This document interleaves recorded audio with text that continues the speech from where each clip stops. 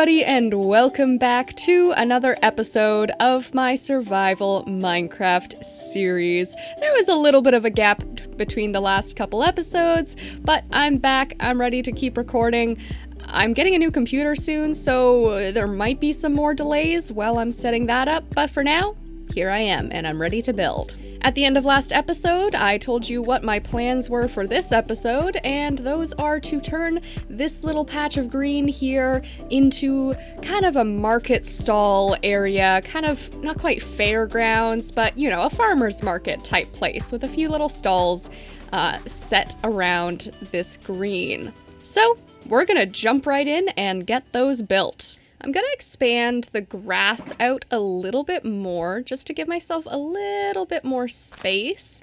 I'm probably gonna do some extra terraforming once everything is in place, just so I can kind of see how the layout works. But for now, I think I need a little bit more room to work with so they aren't all right on top of each other.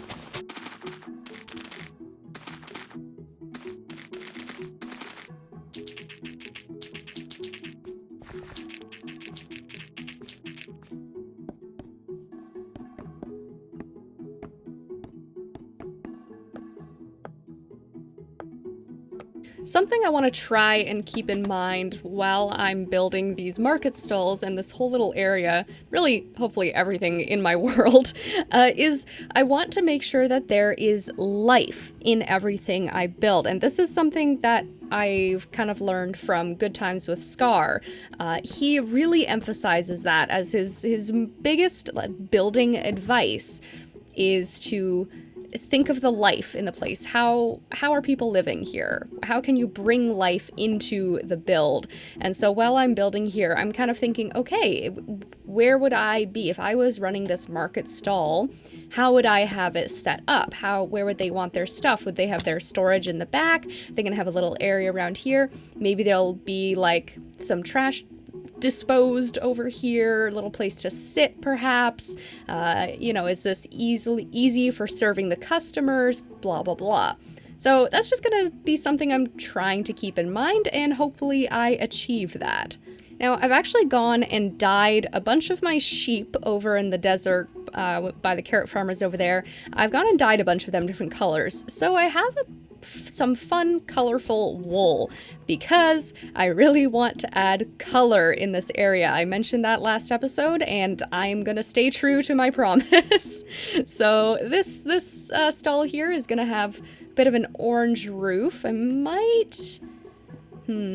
doesn't really make a lot of sense to add an extra layer here, so I'll leave it there for now. I'm also going to be utilizing a loom again here to add a bit more color and interest. So I'm going to use a few banners here on this one. I think I'll go for this ombre here, this gradient. And I think this will just, I like that. I think this just adds, again, more visual interest and a lot more color, which is exactly what I want. Now, this is the basic structure of this stall, but this stall needs a purpose beyond just being a structure. This stall is going to be my flowers and greenery stall. So, let's see. I have I don't have a shulker box here. I have a shulker box in my storage room with a bunch of stuff I kind of threw together. I'm gonna see if any of it is what I want for this stall. I can already tell that I am gonna need a lot of flower pots, and I only have 6 bricks, so we might have to go on a bit of a clay digging journey shortly here. I'm actually gonna use glowberries for the lighting in this stall, because I think that'll look really nice, and it's really gonna add to the effect of the overall greenery. Now I'm just gonna hit these with a bit of bone meal so we actually get berries on them. There we go. This one is gonna grow probably to reach the ground. I'm okay with that. It'll just increase the level of texture and color and light and detail. This one is gonna be blocked. I'm gonna put a flower in this pot here.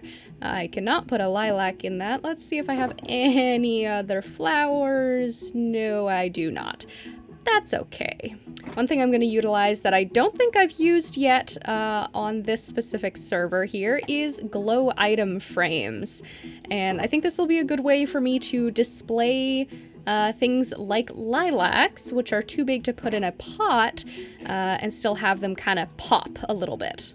So we'll have some lilacs displayed on this barrel back here. I think I'm going to want to display something here. And I'm actually going to even put another one over here because I believe there's 3 types of big flowers. There's the lilacs, there's the rose bushes. Oh, speaking of, there's a rose bush right over here. And there's something else. There's another, like, pink one, and I don't remember what it's called.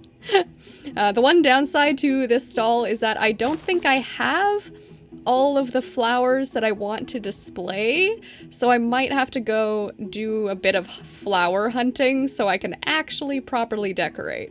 There we go, there's a rose bush. Now, well, this one is technically done beyond the last bits of decorations.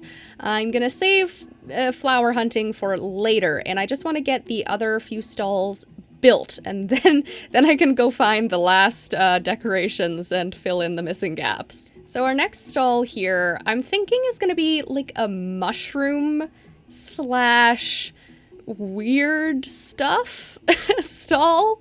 That's very vague, I know, but I'm thinking like mushroom. Wait, hang on. I need to figure out where I want to place this.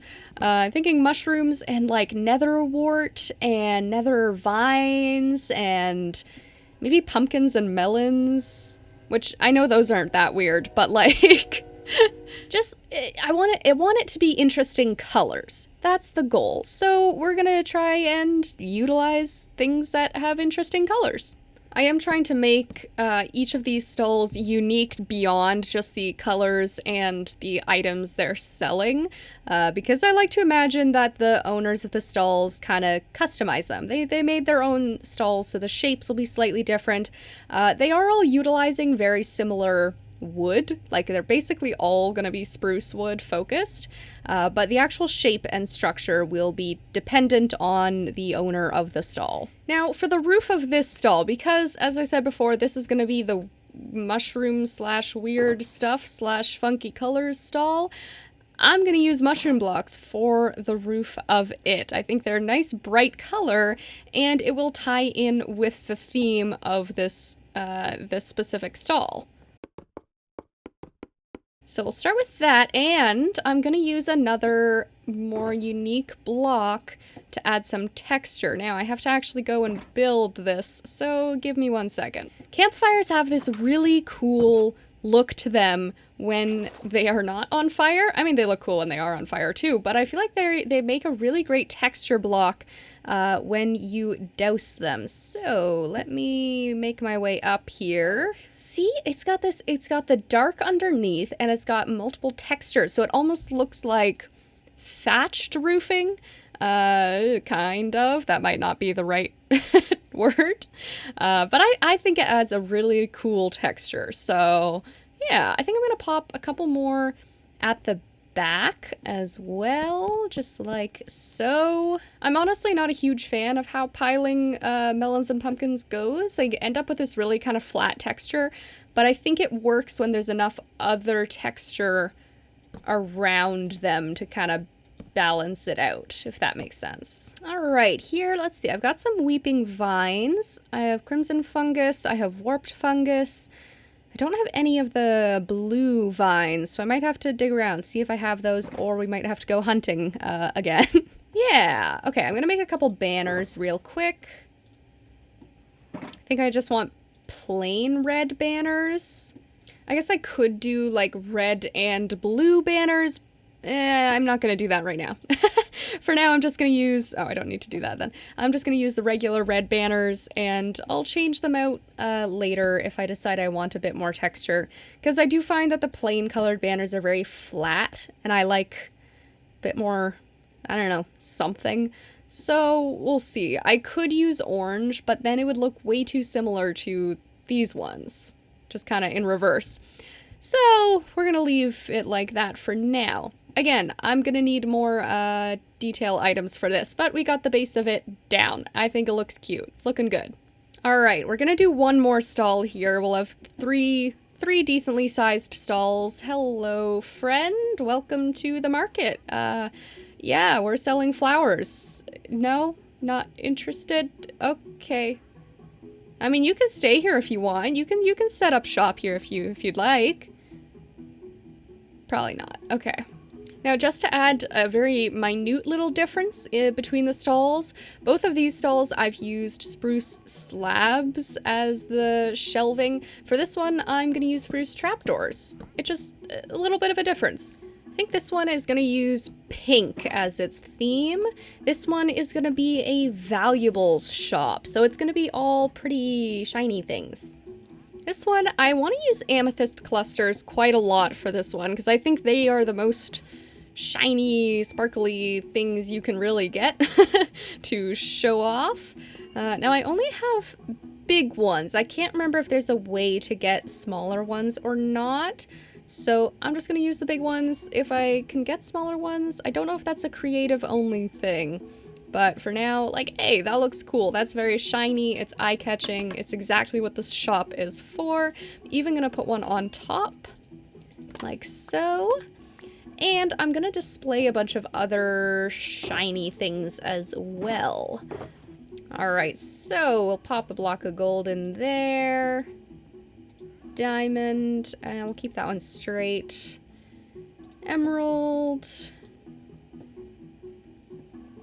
We'll do the amethyst block here, and I'm gonna use gilded black, nope, that's amethyst. I'm gonna use gilded blackstone to kinda do a little bit of decorating right over here, just to make it look extra fancy, you know? It's like, whew, that's shiny, all right.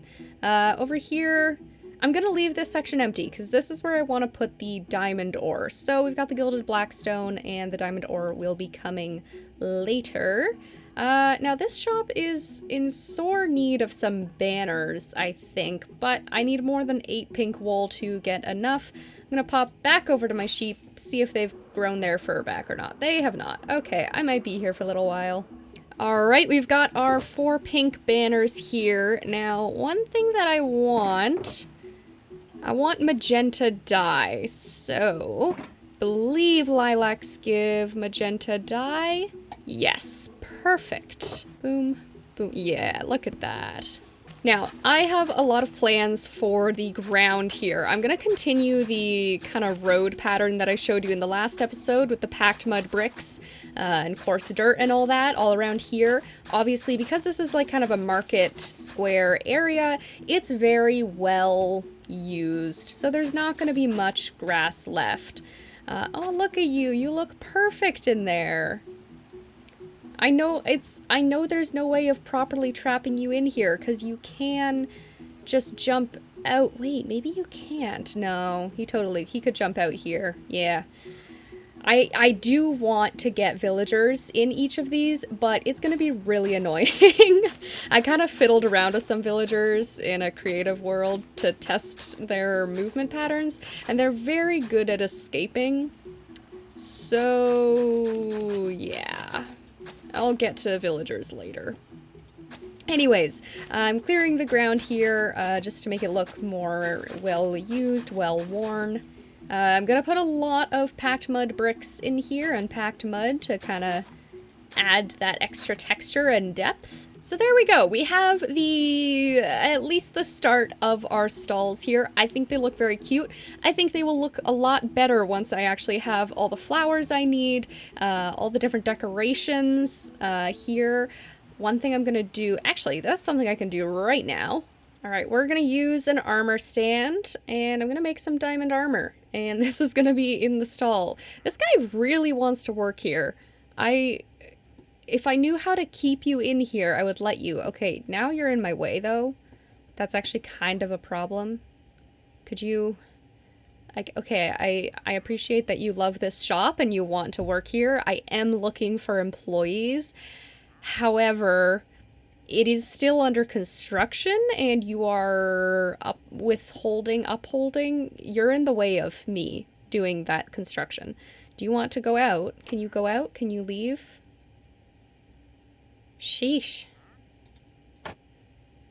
I can't even pay you. Boom. There we go. Yeah, see, that adds even more fanciness to the shop. But something I need to do if I want to be able to easily texture the ground here and really get this place looking lived in and finished up, I need mud. I need so much mud. And right now I'm doing it all manually. Ooh, free llama. I'm doing it all manually and it's so much work and I hate doing it. So we're gonna build a mud farm today, hopefully.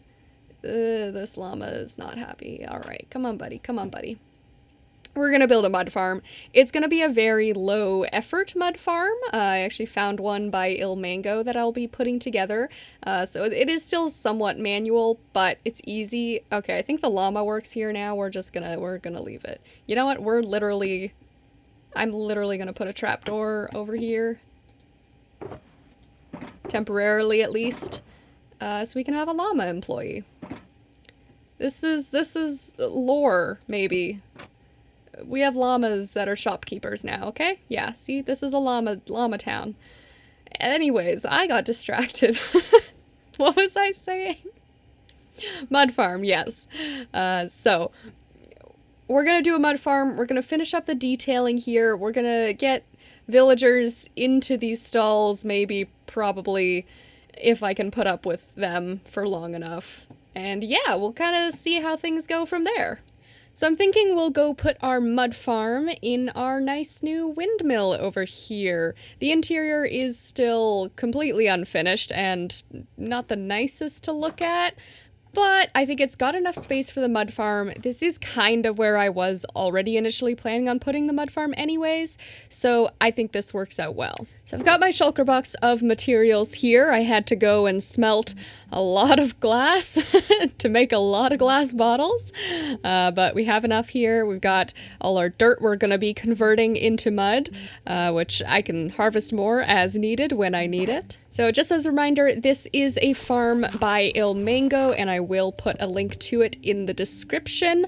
I'm going to pop the storage chest one block down here. I'll give us a little access point because technically we will be standing here. Pop our hopper on top. Now we're using glass here so that you can still open the chest nice and easy. Repeater, torch, then blocks here, another repeater, boom. That, I don't actually understand what that does there, but clearly I think it locks the repeater because then we break this. One facing this way and one facing that way. You know, I'm sure someday I will actually understand why things are the way that they are in a redstone contraption. Currently, I just follow the instructions I'm told and hope for the best. Okay, we want a hopper. Now we want to use all of our glass bottles here, so let me make myself some space. So we're gonna fill this with full stacks, and this we've got 4 full stacks and a quarter stack. This is where our water sources are going to have the water bottles flow up to the top. So obviously we don't want the water flowing out and destroying all our lovely redstone. All right, we're gonna pop a hopper right here and a couple more chests here. And this is just to supply me, the player, with dirt as I'm harvesting the dirt. Technically, I don't actually have enough dirt to need that quite yet, but it will come in handy once I harvest more dirt and need just kind of a constant stream. Okay, and that is the last piece that we need here. Now let's toss the dirt into here. I'm gonna keep some in my offhand because that's where we want it to be, and there's a little extra that I can actually toss into this this chest here. Beautiful. Now the key here is we want an unenchanted diamond or netherite shovel, because if it's too fast it doesn't work, which is kind of interesting, but yeah. Okay, let's see how this goes. Now what we do is we want to place the dirt block against this block here. The dispenser will detect it and shoot out a water bottle at it. And I will be holding both left and right click at the same time, so it will automatically harvest it. Now I know it takes a couple dirt blocks to get, whoops, nope. And there we go. Now it's making mud. So we can just sit here and harvest mud until I run out of dirt, basically. So I have quite a few stacks tossed into that chest there. I don't remember exactly how much, but enough to fill a dropper plus a few extras. So I'm gonna sit here for a bit, collect a bunch of mud, and then I will be able to do a lot more detailing with packed mud bricks.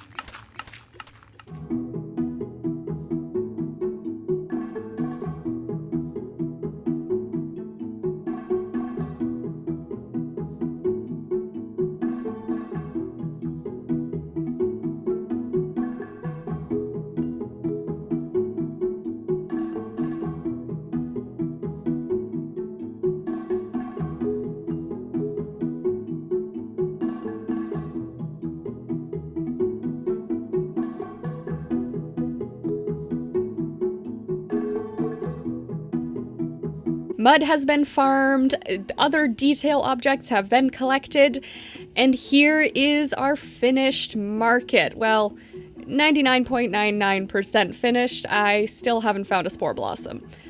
I'll go find one eventually. But other than that, look at this. I think this turned out really cute. I've got the packed mud all laid out here, making it look nice and worn in. I got the diamond ore. I got the blue stuff, blue vines and blue whatnots here. More flowers. I made this little mini custom tree because it felt awkward with just the 3 stalls and no other details. So I added in this little custom tree with the bees. I wanted to put the bees in because they add more life and movement to the area. Again, if I get villagers in, that'll add even more life and movement, but I think bees are a good start. I might even do a second tree at some point and get another beehive. I set up this cute little bench in the corner here, kind of like a park bench. It's got a compost bin next to it. It kind of acts as like a garbage can. You know, this is a social area. There's got to be garbage. And you can just sit here and look out at the market, look at the tree. I have a pile of hay bales back here. I feel like that's something you see at a lot of fairs and markets in the country in particular. And, you know, the kids will climb on the pile of hay bales and sit and wait while their parents shop and all that. But yeah, overall, I'm very happy with how this turned out. I'm sure I'll be fiddling and adding more and more little details like the spore blossom once I find it. But for now, this is a solid place to leave it. I'm very happy with how it turned out, and I'm happy to see how it continues to connect to the rest of my little forest village here. You can see I have detailed this path as well, and at some point I'm going to be detailing the rest of the path back here, so everything will feel a lot more connected overall. But that is all I have time for today. Unfortunately, it is a little bit of a shorter episode, but I think we got some good building done, lots of little detail work, which I'm very pleased with. My next episode, I'm not sure when it'll be coming out. My goal is at least every 2 weeks. But again, I'm getting a new computer. There's going to be a lot of setup and re-downloading mods and all of that. So I'm not going to make any promises, but hopefully the next episode might be like a little bit higher quality. Depends if I can figure out the settings. If you enjoyed this video, please leave a like, leave a comment, maybe leave a name suggestion for, ooh, that zooms in on my face. Hello, for the llama back there. Also, yes, it is a different llama than the original one. That one despawned, and so I stole a new llama and put a lead on it so it doesn't despawn. It's fine, don't worry about it. Yeah, maybe suggest a name for the llama. I might even fill the other stalls with llamas if I don't feel like wrangling villagers. Thank you very much for watching, and I will see you in the next episode. Bye-bye!